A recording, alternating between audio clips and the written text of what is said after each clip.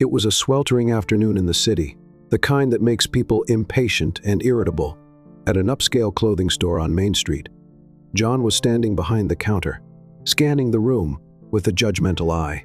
As a seasoned salesman, he prided himself on his ability to size up customers the moment they walked through the door. In his mind, he could tell just by looking at someone whether they could afford the store's expensive suits and luxury items. He liked to think he knew who belonged and who didn't. Today, he was about to learn how wrong he could be. He wore a simple outfit, a plain t-shirt, well-worn jeans, and sneakers that had clearly seen better days. Nothing about him screamed wealth or prestige, but there was an ease in the way he moved, a quiet confidence that hinted at a man who knew himself. He had come to buy a suit for a family event, something nice, but nothing extravagant. John noticed Victor the moment he entered, and his lips tightened into a thin line. He didn't like the look of this customer. In his mind, people who walked into a store like this should dress the part, and Victor certainly didn't. He kept his eyes on Victor as he moved through the aisles, looking at the suits. There was something about the man that made John uneasy.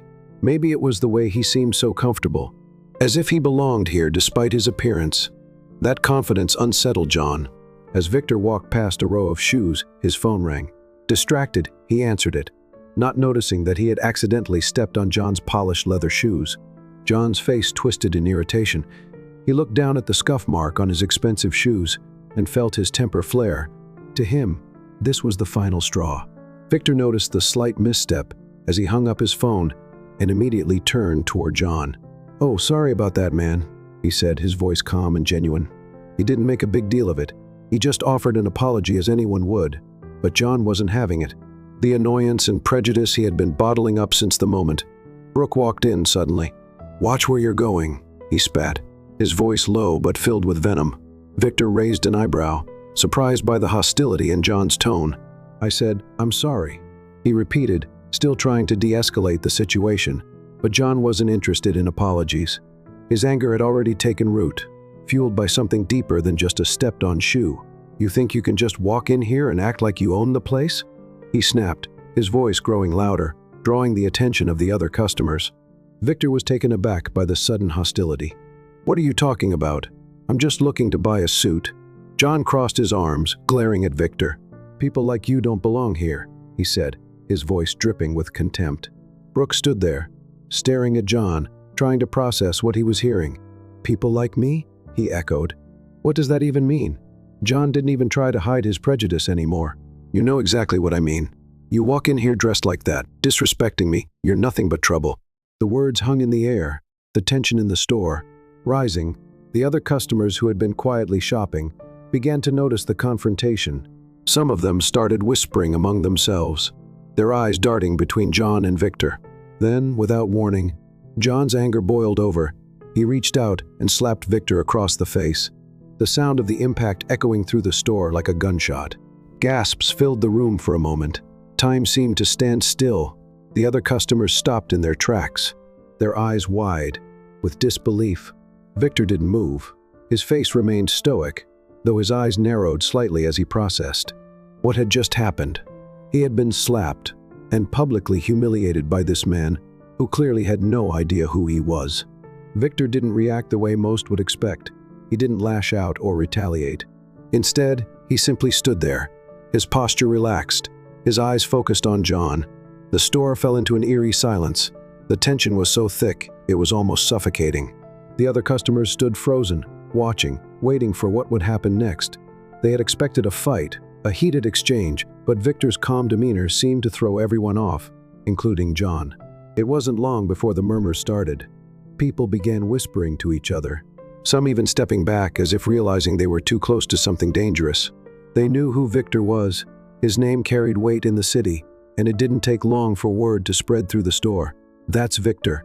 Someone whispered to their friend, "Heck, the head of the most dangerous gang in the city."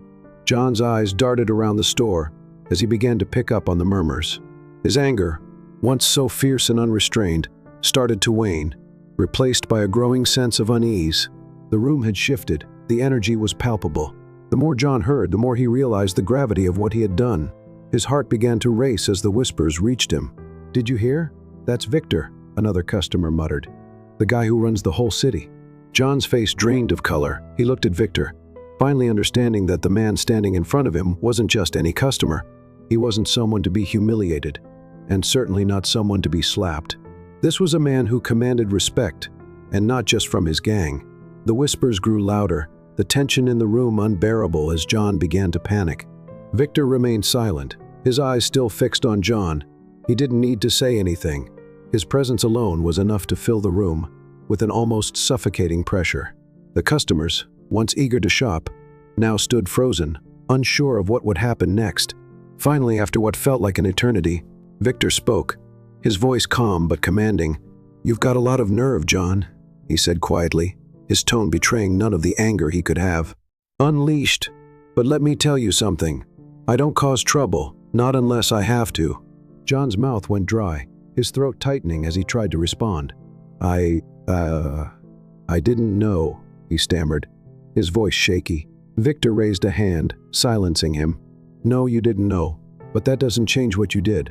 John's heart pounded in his chest. He had never felt so small, so insignificant. The man he had insulted and slapped was far more powerful than he could have ever imagined. And now, standing face to face with him, John realized just how much trouble he was in. Victor took a step closer. His voice was still calm, but there was an edge to it now.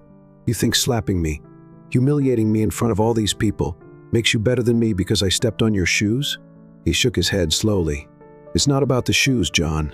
We both know that eyes flickered with fear.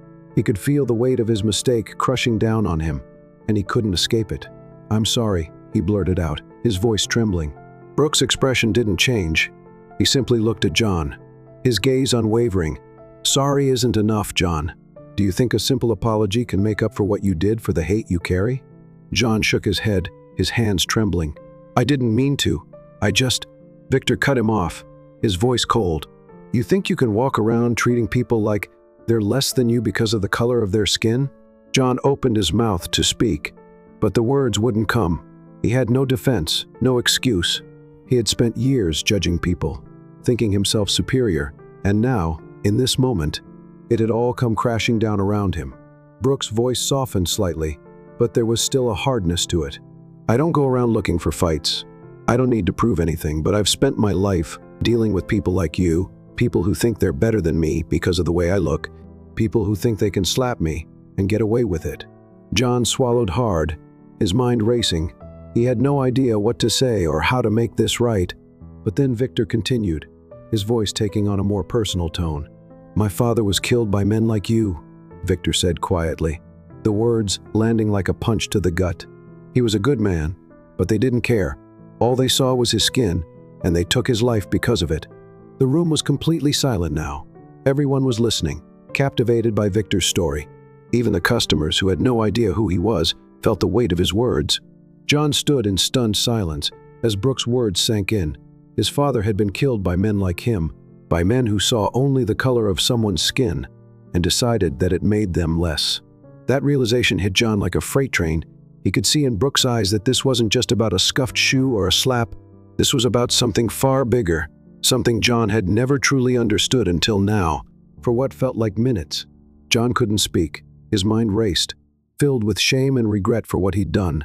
He could feel the eyes of the customers still on him, watching in silence, waiting to see what would happen next. He had been so certain of himself just moments ago, so sure that he was in the right, that his status as a white man made him better, more deserving of respect, but here he was, facing a man who had every reason to retaliate, every reason to humiliate him in return. Yet Brooks stood before him with calm composure, offering John a moment of grace. "I don't want your apology," John Brooks said in his quiet but steady voice. "What I want is for you to think about what you've done, about who you are. You're not just some salesman. You're a man who can change if you choose to." John's breath hitched. He didn't know how to respond, didn't know how to process what he was hearing. This man, this powerful, feared man, wasn't interested in revenge. He wasn't going to punish John for his actions. He was giving John a chance to change, to become better, and that more than anything made John's heart ache with shame as Victor turned to leave. John found his voice, though it was barely more than a whisper. "I'm sorry," he said again, this time with genuine remorse in his tone. "I really am." Brooke paused and glanced back at John. "We'll see," he said simply before walking out of the store and into the bustling city streets. That moment stayed with John long after Victor left. It lingered in his mind, playing over and over again like a broken record for weeks. He hadn't seen Victor since that fateful day. The customers had all left, and the store was quiet, save for the soft hum of the air conditioning. Victor approached the counter, his expression unreadable. "Victor," John said, his voice shaky with surprise. "I didn't expect to see you again." Victor shrugged, a faint smile tugging at the corner of his lips. "Thought I'd check in to see how you've been." John nodded, feeling a flood of emotions welling up inside him. "I've been good," he said, hesitating before adding, "Actually, better. I've been trying to take what you said to heart." Brooke looked at him, his dark eyes studying John for a moment. "And how's that going?" John exhaled, rubbing the back of his neck. "It's been a process, but I think I'm getting there. That day it really opened my eyes. I was wrong about so many things about people, about myself." Victor nodded, his expression softening.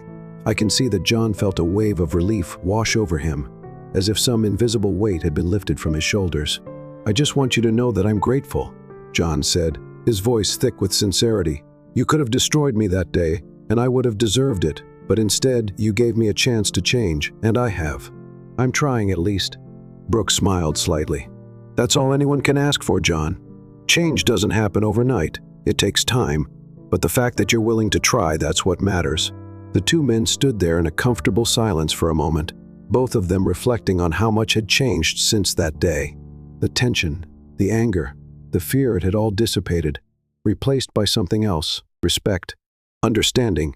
As the store's closing, time approached. Victor glanced at his watch. "Are you about done for the day?" John nodded. "Yeah, I was just finishing up." Victor gestured toward the door. "Need a ride?" "My car's out front." John blinked in surprise. "You give me a ride?" Victor chuckled softly. "Why not? You've earned it." John didn't know what to say. He grabbed his jacket and followed Victor out of the store, stepping into the cool evening air. Parked just outside was a sleek black car, far more expensive than anything John had ever driven. Victor unlocked it with a click, and they both climbed in. As they drove through the city streets, John couldn't help but feel a sense of surrealness. Here he was, sitting next to the man he had once insulted and slapped, a man who had every reason to hate him. But instead of holding a grudge, Victor had extended a hand, offering John not just a ride, but a path to redemption. They talked as they drove about life, about change, about the things that really mattered. John found himself opening up to Victor in ways he hadn't expected, sharing his own struggles and insecurities. And Victor in turn shared more about his life, about the hardships he had faced, about his mission to fight against racism and injustice, even if it meant using unconventional methods. By the time they reached John's apartment, the two men had formed an unlikely bond. As John stepped out of the car, he turned to Victor, gratitude written all over his face. "Thank you," John said quietly, "for everything." Victor smiled, nodding. "Take care of yourself." John kept doing better with that. Victor drove off into the night, leaving John standing there watching as the car disappeared around the corner. He stood there for a moment, reflecting on how much had changed, how much he had changed. The man who had walked into that store months ago wasn't the same man standing here now. He had been given a second chance, and he wasn't going to waste it. As John walked up to his apartment, he felt a sense of peace he hadn't felt in years. He had learned a powerful lesson from Victor, one that went far beyond race or status. It was about humanity, about seeing people for who they truly were, not for what they looked like or where they came from. It was about kindness, empathy, and the understanding that everyone had a story, a history that shaped them. That night as John lay in bed, he thought about the future. He knew he still had a long way to go and still had much to learn, but for the first time in his life, he felt like he was on the right path, and it was all because one man, Victor, had chosen to show him a better way. In the end, it wasn't about revenge or power or pride. It was about change.